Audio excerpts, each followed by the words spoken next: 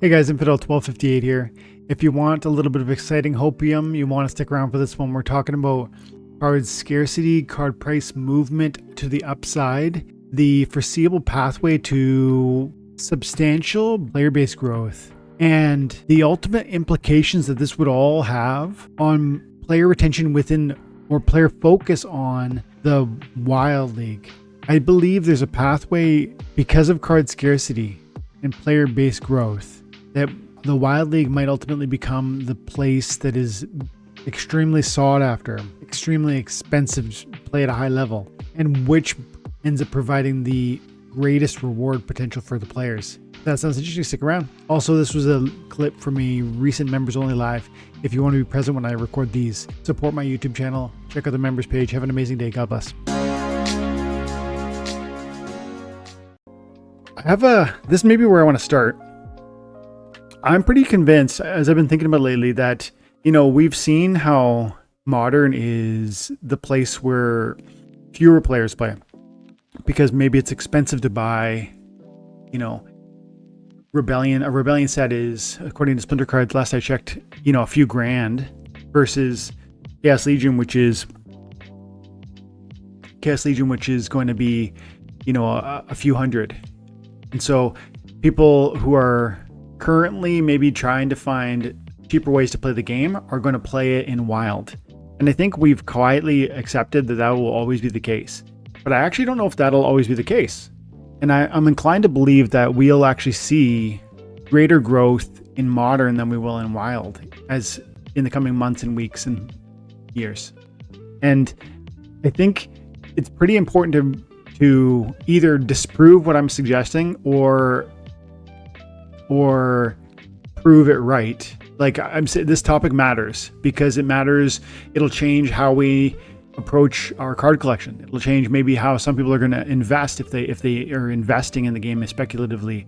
It'll change, our prediction of player growth and habits, and then what does that mean for SPS returns? And so what I'm saying is, I think there's really actually significant opportunity for player-based growth in Modern as opposed to Wild. I think less in Wild. And right now that's so upside down from what we're currently living out. And so if I'm right, it'll matter in terms of card pricing because it matters in terms of player choice. Right now, if we say we have 5,000 players playing Splinterlands, I think some people would say that, some people would say 4,000, 3,000. I don't think many people will say more than 5,000. So let's call it 3,000 to 5,000. If we imagine maybe 500 of those accounts are playing it. If we said 1,000 just for easy numbers and 4,000 are playing in Wild, 4,000 actual people. I think what we might conclude is that it'll always be the case that more people will play in Wild. Maybe because those cards are cheaper. First of all, will those cards always be cheaper? I think the scarcity of older cards, not Chaos Legion, but Alpha, Beta, has already begun to show sort of how limited it is. Those cards prices have been really spiking. I was looking at the my alpha values. I'll show you in a minute. It's crazy how much they've gone up. 6,600 to get a max diamond regular foil Rebellion. 1,100 to get a Riftwatcher diamond reg foil. And remember, Riftwatchers is smaller than Rebellion. Chaos Legion, a few $100, $700. That price is ticking up too. I think because of Chaos Legion, we've over the last few years been conditioned to believe that older cards won't hold value. I think that's wrong. I think Chaos has struggled to hold value because of lack of player base, lack of growth, lack of, interest and intrigue, plus new bells and whistles that we want to chase after, like Rift Watchers and then Rebellion and promo card after promo card. And so long term, I believe older cards will hold value. And even Chaos Legion probably fits in that.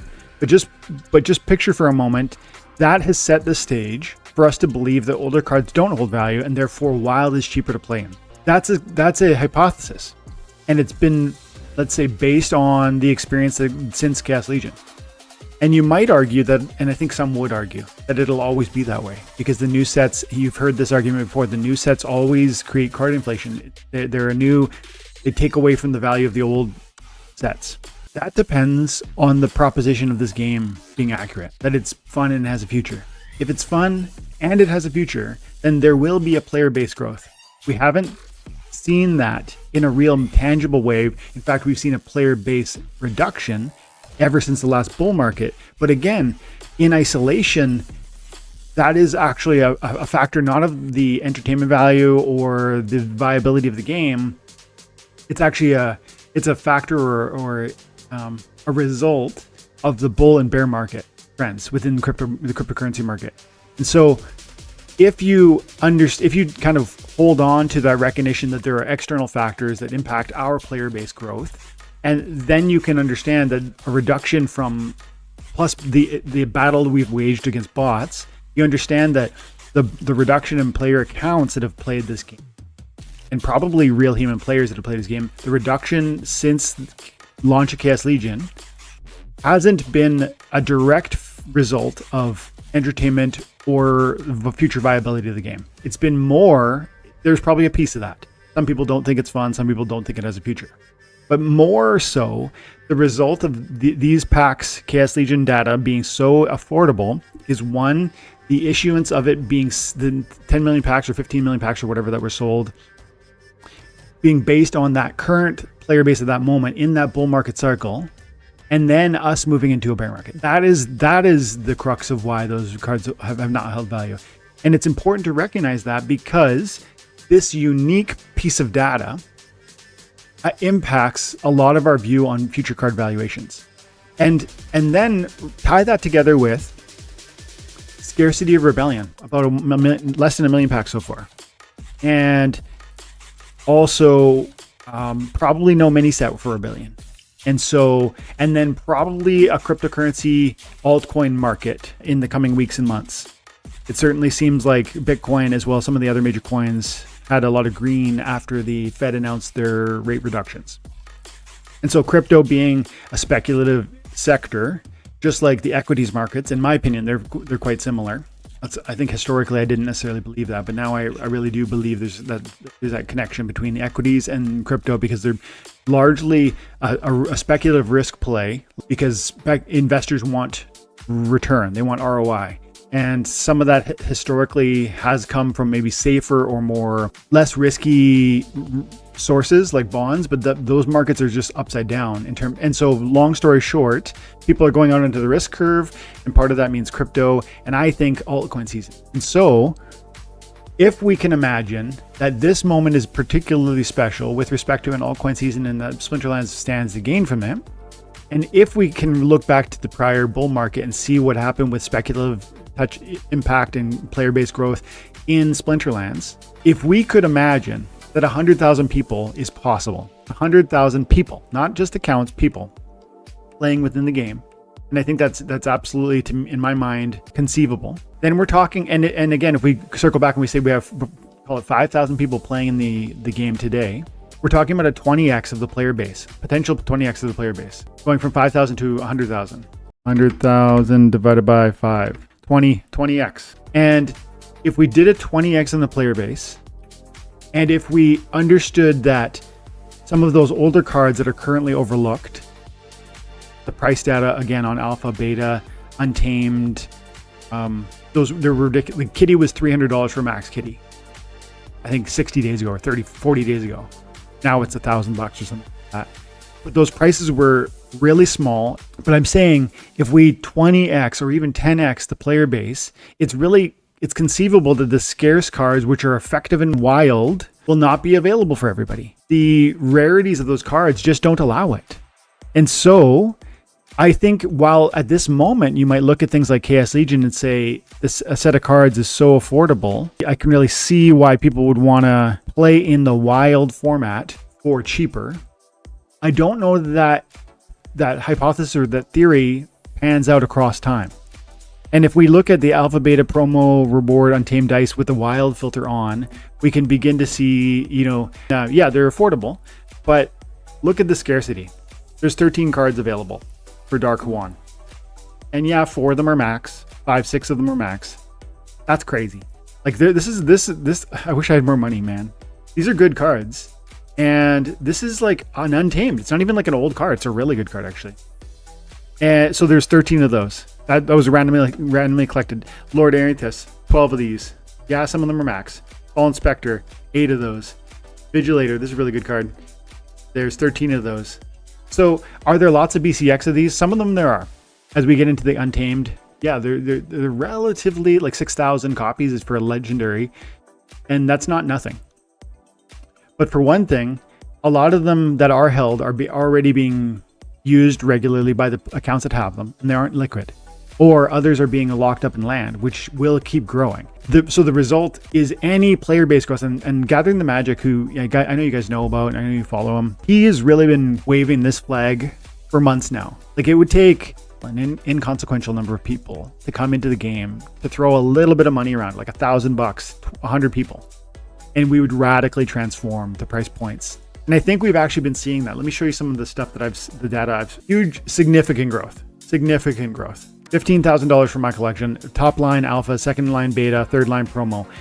Now look, fast forward to June or to September, which is 4 days ago. Look at alpha, $838 to $3,806. That's a 5x or something like that. It's almost a 5x on alpha prices, and we've seen a tick up on betas. Actually, promos are relatively the same. My point being, when the scarcity is significant, like there is not enough, it really matters when even a few voices step up and say, I'll take those. The prices start going crazy on some of these cards. And that would be sustainable with any minor player base growth. If we did a 20x in the player base, which is in my mind feasible, possible, realistic, under the conditions of there being an altcoin market and people wanting to chase after new things with their free money because their other crypto accounts have grown, etc., which I think is already happening. I think that's what we've begun to see here, and I think that's probably what we've begun to see here. I don't know about you, but my card assets are ticking up. Yeah, I have $19,000 worth of value in my own cards. That's $4,000 up from June. That's a significant appreciation on my card assets since June. And I'm saying we're already seeing the tick up, and this is in the middle of certain large voices trying to sell on our heads. And yet the prices are ticking up. In certain key spaces, that pressure is felt greater. Alpha is that example. But again, even Chaos Legion could be susceptible or could receive this effect because of a sufficient and meaningful player base growth. 20x player base growth would be substantial. And all you need to do is look at the Chaos Legion cards. Chaos Legion legendaries. Legendaries are the most impactful. Part of when I show you alpha data and I say it's gone to 5x over the last 3 months, I know some people are going to say that's just alpha and it's super scarce.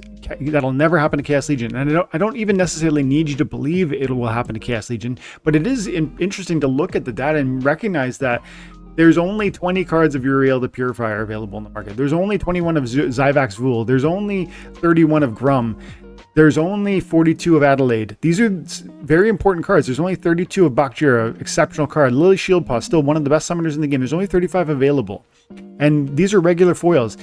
These are the last cards that are making this set cheap. To essentially holding down Chaos Legion price point is these 35 people. Do you see what I mean? Like, if these 35 Lily Shieldpaws got bought off the market today, we're moving from $3.50 per BCX to $15 a BCX. That could happen in one day. And you might think that's unlikely because why would somebody pay $3.50 this morning and then later today somebody spend $15 per BCX? And then you would argue, well, there's going to be more that'll come onto the market after these initial ones sell. Yes, probably. But what I'm talking about is we have 3,000 to 5,000 active players playing the game, probably 2,000 to 3,000 of which actually have these Chaos Legion cards and could liquidate them if they wanted, right? Not everybody has the Chaos Legion cards, but if everyone did, not everyone can sell them. And if everyone can sell them, not everybody wants to sell them. So there's maybe a 1,000 person sort of system of people who have the cards and could sell them and would want to sell them. And then I'm talking about a 10 or a 20x in player base growth.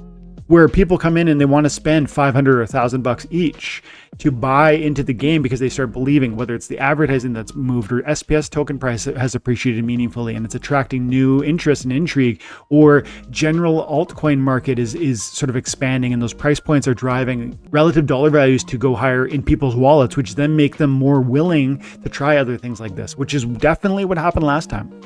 And so I'm saying the recipe that led to the last Splinterlands bull market is still here. And if you understand and agree with that this game is still fun and it still has a future, and you think and you recognize that the limited assets could easily be bought up, even Chaos Legion, then you start to get to a place where you might come to the conclusion, like I am, that the Wild League, while it's more played, more attractive, more used than Modern currently, part of that is because you can bot in Wild and not everybody wants to play. But a big part of that is because those Wild assets are cheaper. They're more affordable. And I'm creating an argument that I hope you have followed along with that might say these Wild assets are actually in their scarcity. Chaos Legion, a part of this conversation too, could get to a place where it's now more expensive to play in Wild. I actually think this will happen. I actually think if conditions play out the way they should, and this game thrives the way it should, that the Wild will be more expensive to play in. And it makes intuitive sense actually when you step back and think of it. We've got blinders on us because things like Chaos Legion have not held their value yet. We sometimes doubt that they ever will grow in value. So that creates a blinder for this theory, and we might discard and doubt. But recognize that older cards are more scarce, and recognize that the Wild set is far larger and ever growing versus the Modern set, which is always limited to the last two editions. And so, yes, it's true that Modern cards will always be released and they'll hold most of their value initially, and they won't necessarily sell off. And for that reason, it's going to be quite expensive. Like already I showed you with the Splinter card data, Modern League, if you wanted to buy a Rebellion, you'd be looking at $6,000, $7,000 to get a max Rebellion set. And you don't need to play at max, but like if you wanted to, $6,000 to get a max Rebellion, and you'd probably want your Chaos Legion as well. It's another 700, and maybe you'd want the Rift Watchers too. So we're probably talking in the neighborhood of $9,000 to get a max Modern set today. And that's going to be, as you move forward, it's going to be this big price tag to play Modern at that highest level. And I think that will probably always be the case.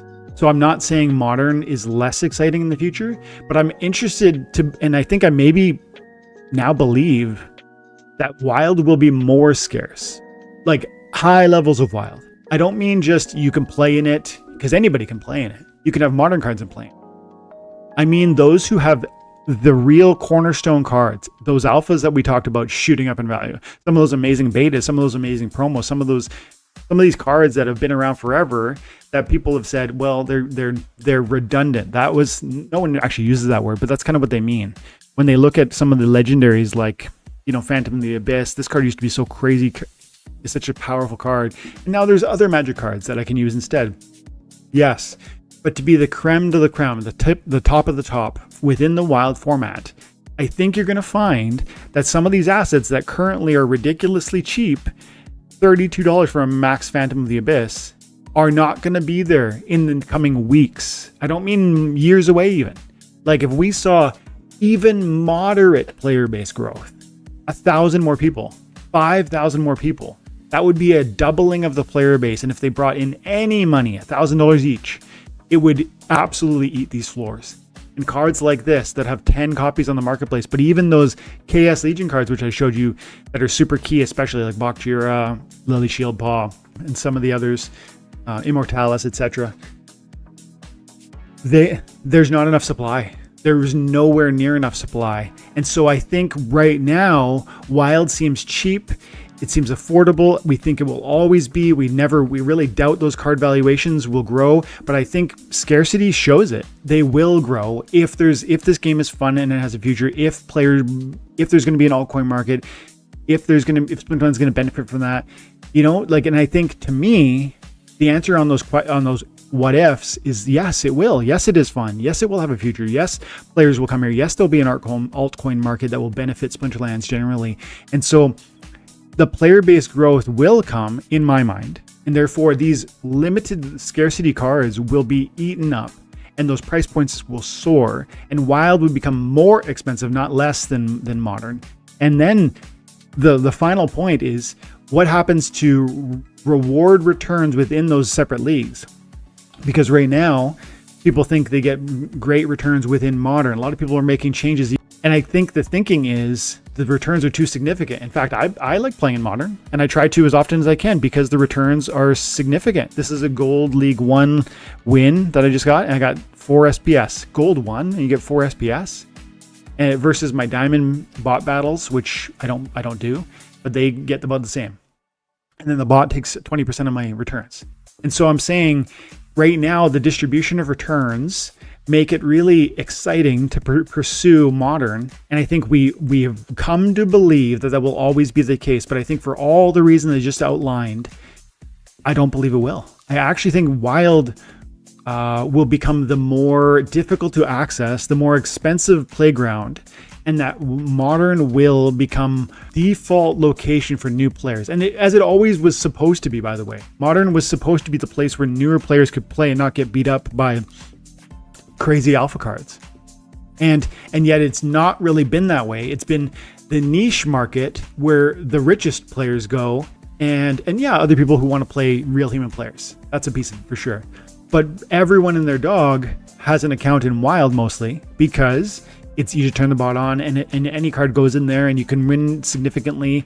And I don't need to, automation makes it worth my time and investment. I really believe Wild is going to be the place that it's hard to get into and compete at the highest levels because of scarcity on those cards, because of price points exploding as player base growth. And I think that player base growth is coming. And so to me, that has an impact on how I want to look at my card collections. And it makes me want to look at some of these other cards, like I featured here in this Dark Wand for $12 or whatever, Phantom of the Abyss for 30. Are you kidding me? Some of these cards are amazing. And those are just the untamed. But if we go back into betas, I showed you that the beta prices hadn't gone up very much at all. And so cards like Lord of Darkness, $75 for a max Lord of Darkness, and there's 3 of them. That's one of the best tanks in the game. This Summoner, $90 for one of the best summoners in the game. Spirit of the Forest, one of the best support cards in the game. Snipe, Tank, Heal, Protect, $90 for an amazing card. These prices are really low for the scarcity, the 9 available cards for Spirit of the Forest. Yes, there's a lot of total BCX, 876 total cards. That's not much, man. If we got right now we think old cards are not going to hold appreciation. I think we're already seeing a change in that. I showed you some of the data. Right now we feel like some cards, especially Chaos Legion, will never appreciate again. They're always going to be affordable, and so Wild is always going to be cheaper to enter into. Therefore, most players will go there, and fewer the same honor. I'm proposing the opposite. I'm proposing that a significant player base growth, even doubling of our existing player base growth, or 20x, which I think is reasonable and possible, would radically transform the division of players in the game in a way that would turn our understanding of how we earn in this game on its head. Right now, we think Modern is where you get the best rewards, and I just don't know that's going to be the case in even 3 weeks. It might be that soon. Probably it's 3 months to 9 months away. If huge caveat here, guys, if the altcoin market benefits Splinterlands, if there's a genuine and meaningful altcoin market where tokens not going up by 3% but 30% in a day, 100% in a day, big tokens which can and have in the past done so, could do so again, in my mind, because I think the economic situation is ripe for it.